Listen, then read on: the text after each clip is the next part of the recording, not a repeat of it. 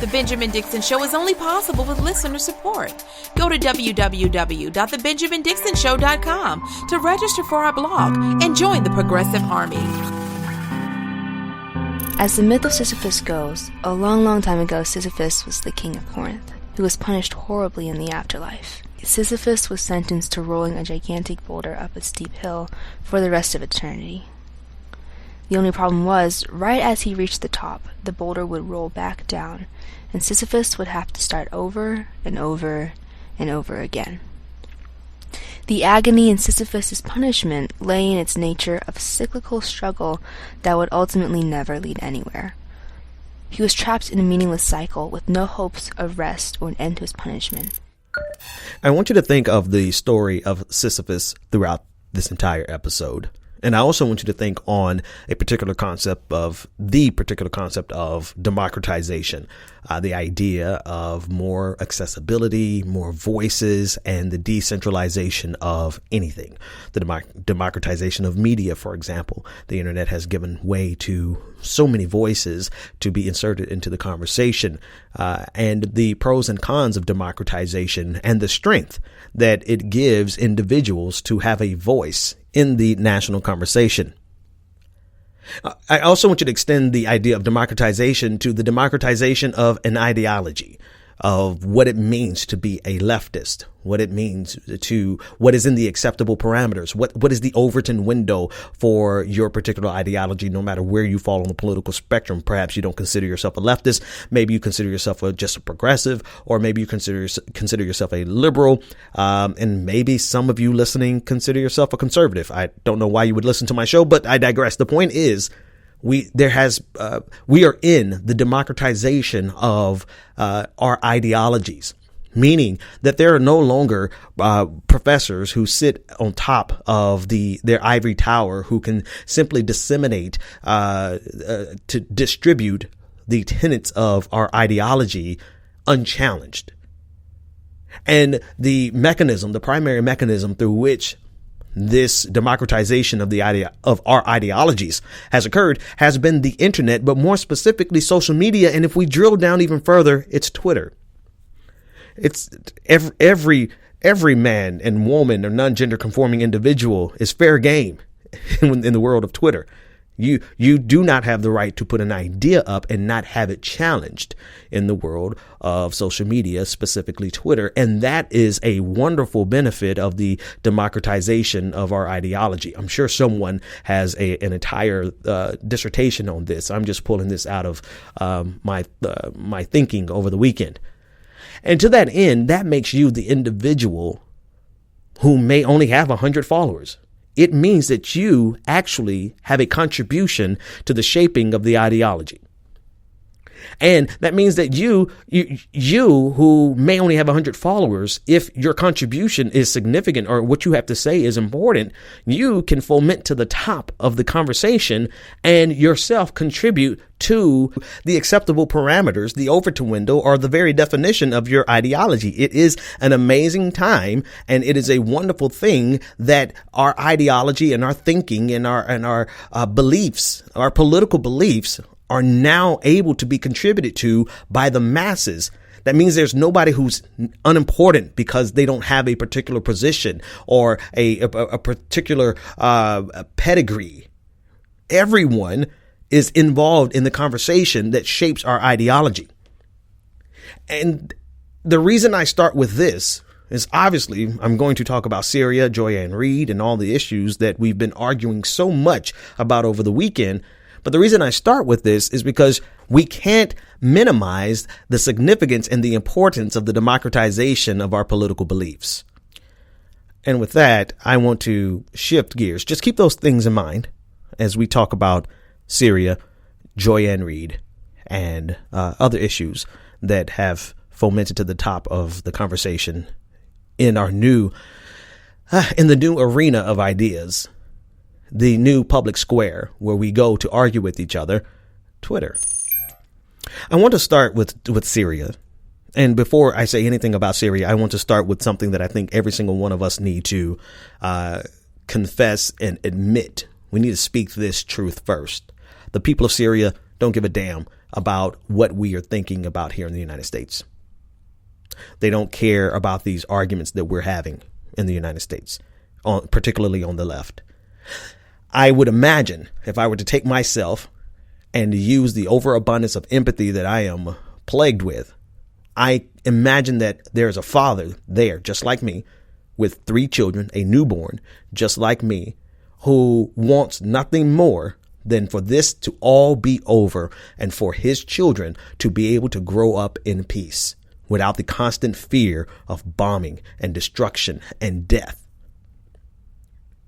I said to a friend over the weekend that the revolutionary dies when they have children. And you may disagree with that assertion. That's fine. But I could just say for me, for most people with children, the revolutionary spirit in you dwindles a bit because you become more concerned with how you can raise your children in the most peaceful environment possible than you do with your revolutionary spirit of your youth. And placing myself in just trying to empathize, not sympathize, but empathize, just try to see for a moment what it must be like to not only try to raise your children, but to see your children dying in front of you because of the destabilized situation that has been going on for years now in Syria. The Syrian people don't give 2 damns about our argument that we're currently having on the left here in the United States. They want the war to end. And the second thing that I think that we on the left who are having this ongoing argument need to admit is that no body of people is monolithic. There are people who want the war to end in Syria and they want Assad to remain in power. Millions of people. They may want Assad to remain in power simply because they see him as the best path forward towards stability so that they can raise their children without the constant fear of death and destruction. And then there are going to be those in Syria who want the war to end and want Assad out of power. But they are willing to see him remain in power so that they could just bring this to an end and stop the suffering and the death and the destruction. There is no unified voice in any body politic, ever. There are always going to be groups who may want the same result, but for different reasons.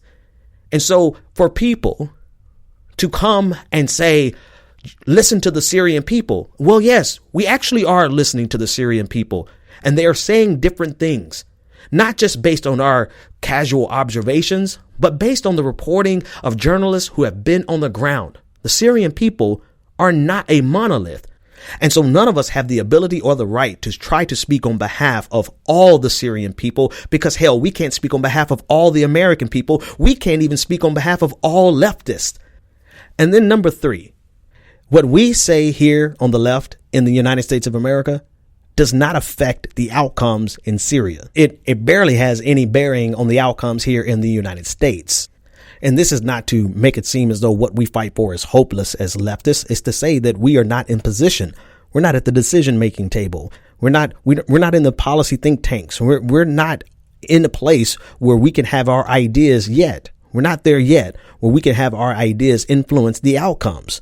So what we're arguing about now is not something that affects what's happening on the global stage or even in the White House. What we're arguing about now is what we believe as leftists. We're arguing, we're debating what it means to be a leftist. We're not debating the outcomes of Syria. That's delusions of grandeur. We're debating on what it actually means to be a progressive. That's what we have influence over. That's what we can affect. That's what the democratization of a political ideology means. That's where we have our reach. And it's incumbent upon us to get those beliefs, what we create and craft together. It's incumbent upon us to get it beyond social media and get it into policy. But as of yet, we're still hashing out what it means to be a leftist. And we've yet to actually get into a position where we can affect what happens in the White House, let alone what happens in Syria. So this discussion is not about Syria as much as it is what it is to be a leftist in the United States of America. So keep those 3 things in mind as we have this conversation. Number 1, the people of Syria don't give a damn about what we're talking about. They're too busy just simply trying to survive a civil war that's killed over 500,000 people. Number two, no group in the United States has the authority to speak on behalf of all Syrians, because there's no such thing as a unified Syrian voice. With one exception, they all probably want the cessation of violence so that they can raise their children without fear. How they get to that peace, how they get to the cessation of violence, they are likely to disagree on, because that is the nature of human nature. And finally, what we're arguing about has absolutely no bearing on what's happening in the war in Syria. It has no bearing on what the covert operations of the CIA in Syria, nor does it have any bearings on the president of the United States. He's not affected by the swings in public opinion because he believes he's smart enough to figure this out on his own. And also because we as leftists, and here's the most critical point with regard to number three, we as leftists, we neither have the reach or influence necessary to have our opinions affect those situations. We don't have the infrastructure or the institutions required to actually forward our arguments in a substantive fashion such that we can have an effect on the outcome of any situation, because our voices are not at the table, at least not yet. They need to be. And because of that, we are relegated to screaming at the wind through eternity. Or more apropos to this conversation, pushing a boulder up the side of the mountain only to have it roll back down and do it all over again. Not because we've been cursed by some type of mythical god, but because we have found some sense of meaning in simply going through the motions of anti-imperialism versus actually getting ourselves into power such that we can affect imperialism. And so now, the conversation, the argument that has been ongoing over the weekend that I've stayed out of as much as I could for reasons that I will explain later, but have now, I guess, become one of the main faces and voices in this ongoing argument. It is an argument on the left in here in the United States of America. This argument has no bearing on what happens in Syria, but it has every bit of bearing on what happens to the ideology of leftism here in the United States of America. I represent the voices who clearly have made the case against intervention in Syria for many reasons. We made the case both in terms of international law. We made the case in terms of constitutional law here in the United States. We made the case in terms of the absurdity of American hypocrisy, trying to intervene in human rights violations when we have a track record of human rights violations. We've made the case in every substantive fashion imaginable that the United States of America should stay out of Syria. Check the receipts. Go back. Go all the way. If you go all the way back to my first conversation on Syria, you will even hear the ambivalence in my voice, despite my empathy for all the pictures that were on the screen, despite my empathy for everything that I try to identify with the families of war-torn Syria. Despite all of that, you even hear the ambivalence in my voice questioning what can be done and what should be done. Even at the height of my consideration, you can hear the clear understanding of America's role in human rights violations across this globe. And here we stand today, almost 2 years later, since perhaps one of my first conversations about Syria, clearly making the case in every way imaginable that the United States should not intervene. And yet this is insufficient for those who have found each other in this wonderful democratized space. And that is not sarcastic. This is genuinely coming. This is what I mean. It is an amazing, wonderful space of democratized political philosophy and theory and ideology, in which every single one of you has a voice to contribute to what it looks like to be left or anti-imperialist. And yet this group that has found themselves, and they are using their voices the way they have the freedom and the right, quite frankly, to do, they see the rest of us who have clearly stated that the United States needs to stay out of Syria. They see us as an enemy. They see us as imperialist or soft imperialist, or they see us as having imperialistic privilege and imperialistic narcissism, all these different phrases that they have crafted and come up together.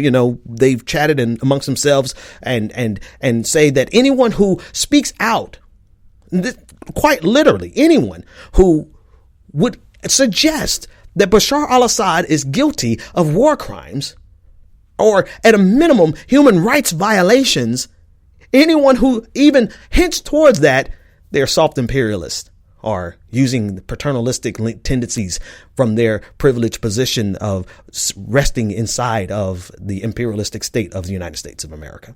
Simply put, there's a group of folks who don't want you to say that Assad is a war criminal, or else they will call you an imperialist yourself.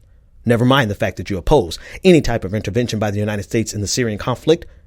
That's not good enough. If you call Assad a war criminal or a human rights violator, then you're buying into CIA propaganda, and you are yourself a problem. I was doing a Q&A for Boston College, I think about a month ago rather. And one of the questions the professor asked me was arguing with conservatives versus arguing with the left.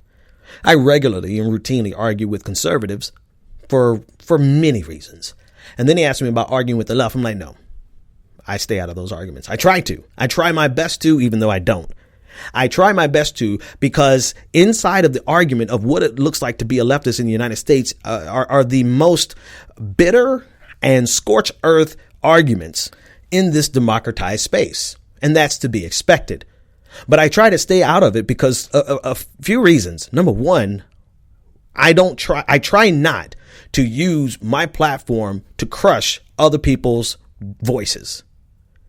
And it's always assumed that that's what you're trying to do when you're simply speaking your mind, right? When you simply get on your platform that you took time to build with your own money, and you're actually quite literally working other jobs to sustain this, working just as many jobs and hours as anybody else still to this day. But that's besides the point. I get on my platform and I speak my truth. And I try to avoid wading into these edge arguments on the left, because everybody should have some space to say their piece. Everybody should have some space to make up their minds about their own thing. But then you run into ideas that are so patently disgusting and so detrimental to the formation of the democratized formation of this new ideology, a new leftist in this social media space and this online space where we're all contributing to the Overton window. We are all deciding collectively what is acceptable inside of our ideology. There's some things that enter into the conversation that are so detrimental that if we would be negligent to not speak up. And so I ask the following questions. What good is leftism? What good is it to be anti-war if you're silent about war crimes and you only speak up about the war crimes of the United States of America? That's not anti-imperialist. That's anti-American imperialism. That shows a willingness of leftists in the United States to be silent and to ignore the war crimes committed by other leaders and by other nations, so long as it's not committed by the United States. We are willing to point out every war crime committed by every American president since FDR, including FDR, but we're willing to be quiet about the war crimes committed by Bashar al-Assad. Or even worse, you're willing to ignore any evidence and dismiss it as conspiracy theory, as false flags, as the CIA trying to get us to institute regime change, so that you can create a narrative of there are no war crimes. So that you can say, oh, every single report from every journalist, from every interview that outlines in great detail, from every report from the United Nations, from organizations that you respect and take their word on the issue when it comes to war crimes in Yemen, you then turn around and ignore them and dismiss them with regard to war crimes in Syria, because you will not allow yourself and you don't want anyone else to utter the words that Bashar al-Assad is a war criminal. Well, yes, we have to have this conversation. For those of you who see this as a no-brainer, the reason we have to have this conversation is because of the democratized space in which we are crafting a new left. We are formulating the ideologies, that we're formulating the Overton window of our belief system, for lack of a better phrase right now. We have to talk about it. We have to talk about it because they were quiet at first. You heard hintings of it. You said they don't really exist. Oh, but then they get their wind. They get their talking points. They get their marching orders. And now they have a solidified voice. And not only do they have a solidified voice to stand on what they believe, they have a solidified voice to attack anyone that disagrees with them. And that's cool, man. Hey, I'm not knocking that. That's the value of this democratized political philosophy, this democratized ideology. More power to you. But now, hey, let's have it out. Let's do this. Because it makes no sense to me whatsoever for you to claim that you are opposed to the crackdown, the harsh crackdown by the United States policing agencies across this nation. You look and you call them fascists. You look at them and see how they treated people in Ferguson. You see how they treat people every single day. You see how they treated people in Noonan, Georgia just 2 weeks ago. You see the crackdown by police in the United States and you condemn it. But then you turn around and say, oh, no, there really wasn't any harsh crackdown on protesters at the beginning of the revolution. Because, they were all terrorists funded by the CIA. You turn a blind eye to the people who have been disappeared in Syria or say that really doesn't happen. This is literally where we are right now. We are where there is a group of people who are running through this democratized space trying to shut down. I mean, and cool, right? I'm not saying that you have the ability to, or that you shouldn't challenge us and all that kind of stuff. Fine. But they are actively trying to label anyone who dares look at the evidence, who listens to the interviews and believes that Bashar al-Assad before the civil war and during the civil war is a human rights violator. They label us as imperialist. So in order, maybe I should give you a listing because I really want you to get this. I don't want this to get lost in the minutia of the conversation. Based on this group that has a solidified voice, they're arguing that in order for you to be a true anti-imperialist, you cannot discuss the war crimes of Bashar al-Assad. And this is evident by the fact that anyone who discusses the war crimes of Bashar al-Assad are seized upon by their crew, by their group, by the people that found each other in this democratized space. Yeah.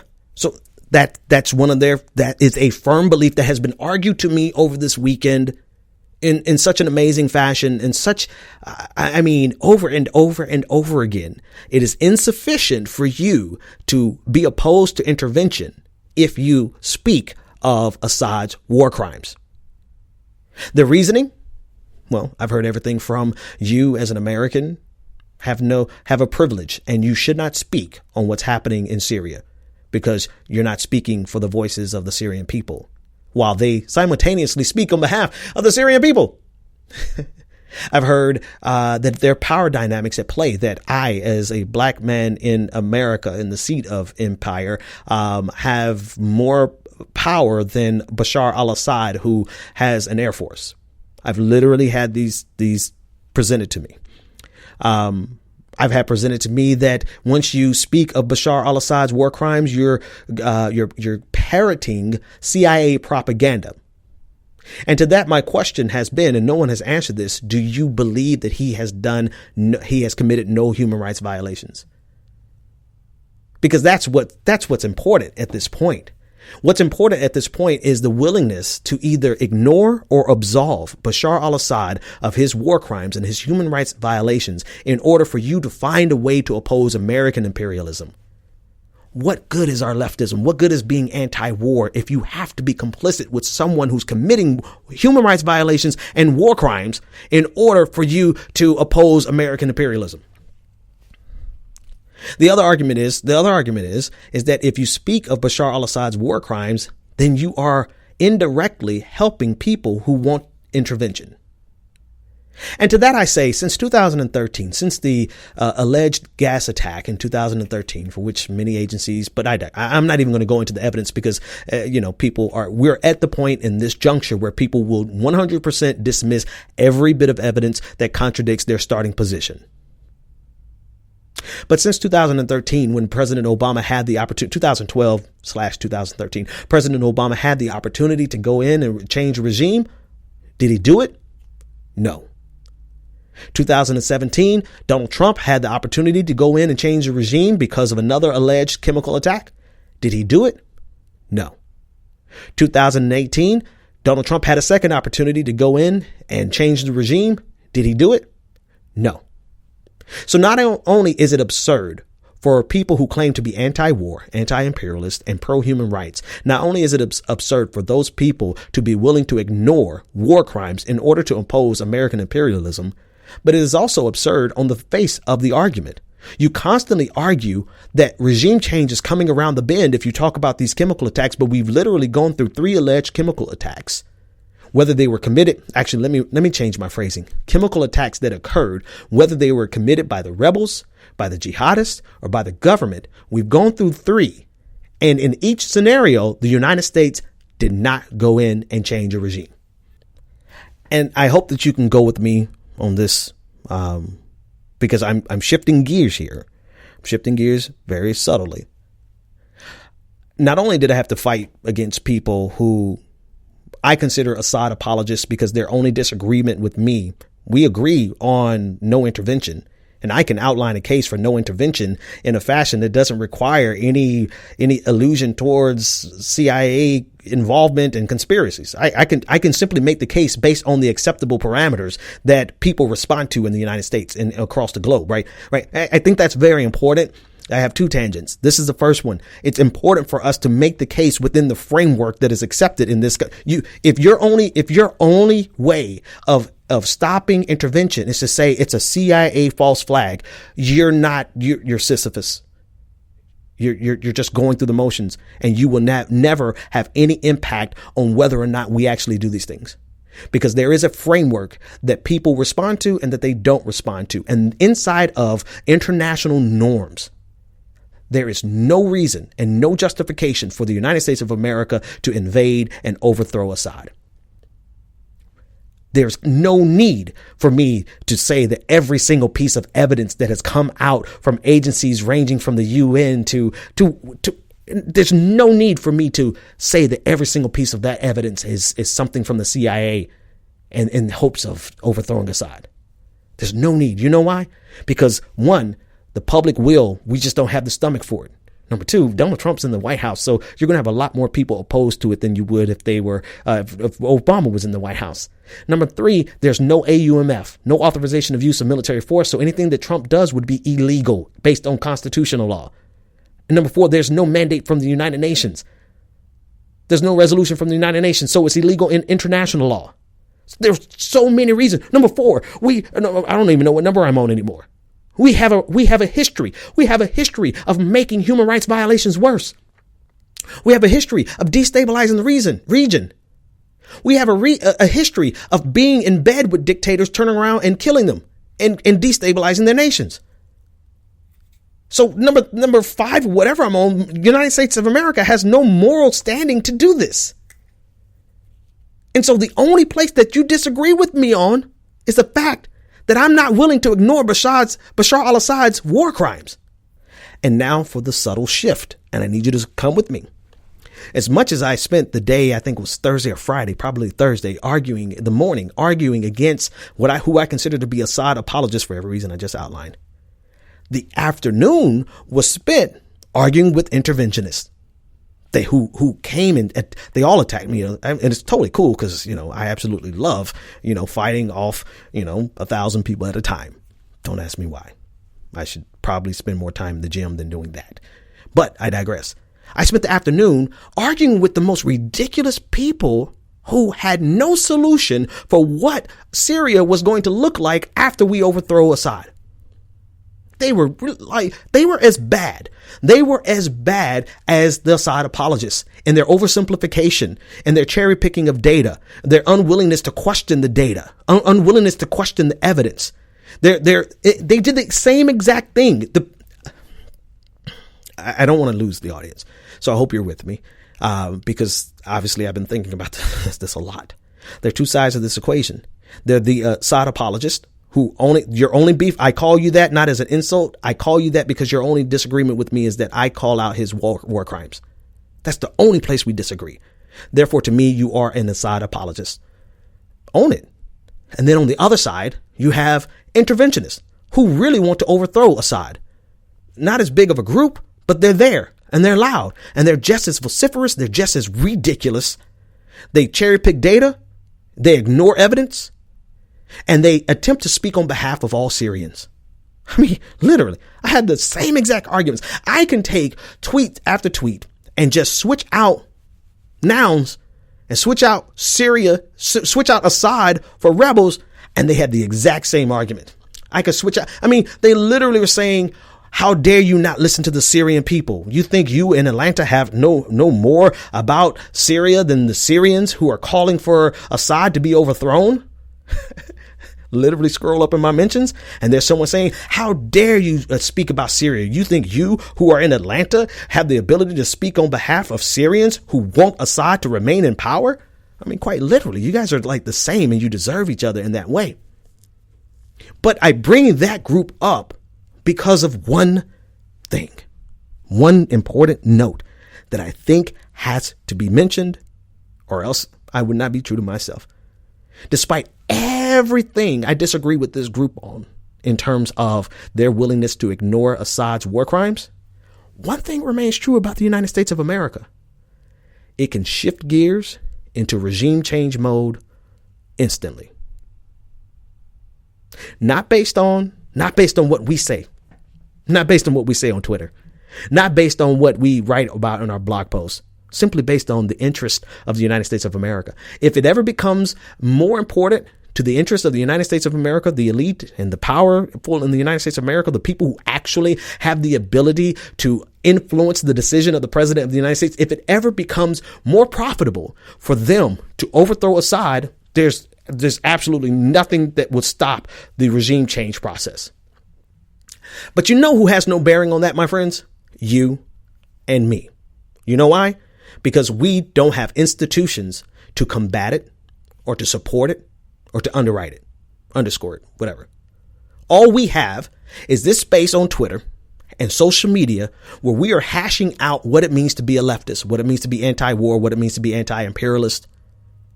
And in this space, the absurdity of people who are willing to ignore human rights violations is just too much for me to sit back in my ivory tower that you guys think I have. I got to go to work later on today, but I digress. Sit back in this ivory tower and just be quiet for the sake of not having a confrontation with people on the left.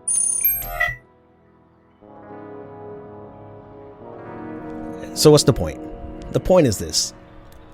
All of our conversations, everything that's going on, we have only one impact.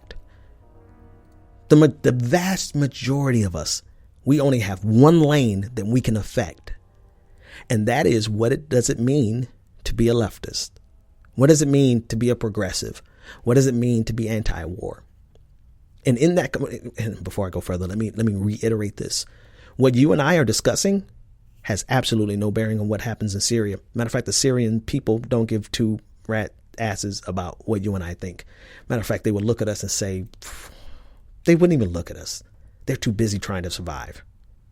So the idea that what you and I are arguing about would either be beneficial or detrimental to the people of Syria is patently ridiculous and borderlines delusions of grandeur. I'm not arguing about the fate of Syria.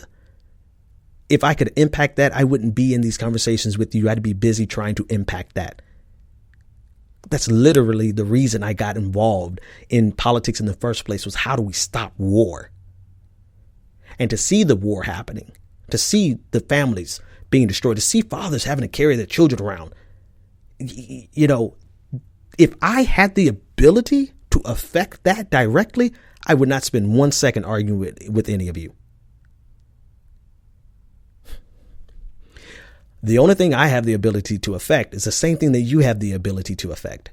And that is, what does it mean to be a progressive, leftist, anti-imperialist, anti-war? And for me, I'm just going to make it loud and clear. I cannot and will never ignore the human rights violations of someone just because they are on the opposite side of a proxy war against American imperialism? No. That should not be a part of our definition. That should not be what it means to be a leftist. You can't turn a blind eye just because they're on the opposite. It literally makes no sense whatsoever unless you're saying that you're okay with only being against American imperialism, and you're only against American war crimes, and you're only against American human rights violations, when there is a world full of despotic leaders, full of dictatorial leaders, full of crackdowns against activism, crackdowns against revolutions. Who are we standing? What are we standing in solidarity with? One last argument that was made to me was that our job should simply to be oppose American imperialism. And I'm sorry, that's not how this should work.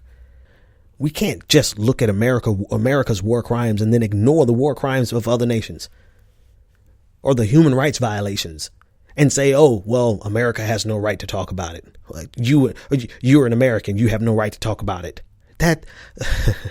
That's extremely disingenuous. And it is relegating your efforts to fruitlessness because it's patently ridiculous. And at face value, it is reasonably rejected. Period. The imperialist enemy of my imperialist enemy is not my friend. Similarly, the war criminal enemy of my war criminal enemy is not my friend. And most certainly, the human rights violating enemy of my human rights violating enemy should never be my friend.